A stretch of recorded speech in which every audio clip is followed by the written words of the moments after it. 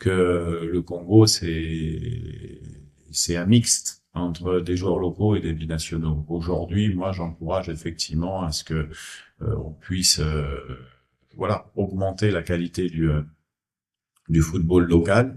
On suit les joueurs qui sont en Tanzanie, on suit les joueurs qui sont un petit peu partout. C'est vrai qu'on est aussi en relation avec certains joueurs encore qui jouent en Europe, mais aujourd'hui, bien sûr que aujourd'hui ça manque pas à l'équipe nationale. C'est pas ça qui fait que on n'a pas battu le Sénégal.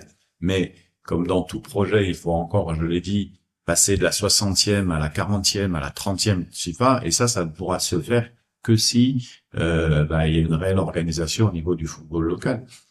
Ça passe, ça passe d'abord par la fédération. Enfin, ça fait 3 ans que je suis en poste.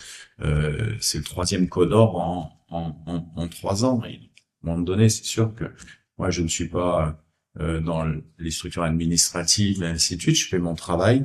J'essaye de m'investir à 150%, mais je pense quand même que pour la stabilité des projets sportifs, dans une fédération, il faut avoir une vision, et pour avoir une vision, il faut avoir des gens qui restent sur la durée et une organisation qui permette. Ça, c'est le premier volet.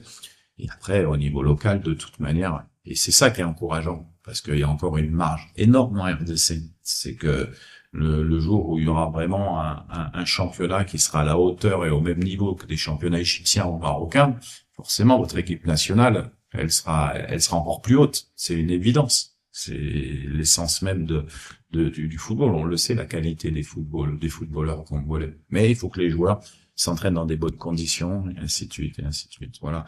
Mais nous, on est très attentifs à ça, et on considère qu'il doit y avoir plus de Mayele, plus de Bakay Ndonga, plus de Edo Kayende, plus de Chancel Mbamba, bien sûr. C'est une évidence. Ça ne peut pas se construire, à mon avis, à mon simple avis, je peux me tromper, mais le Congo ne pourra pas se construire en équipe nationale uniquement avec des joueurs binationaux qui ne sont pas nos. Ça, c'est mon sentiment. Mais je peux me tromper.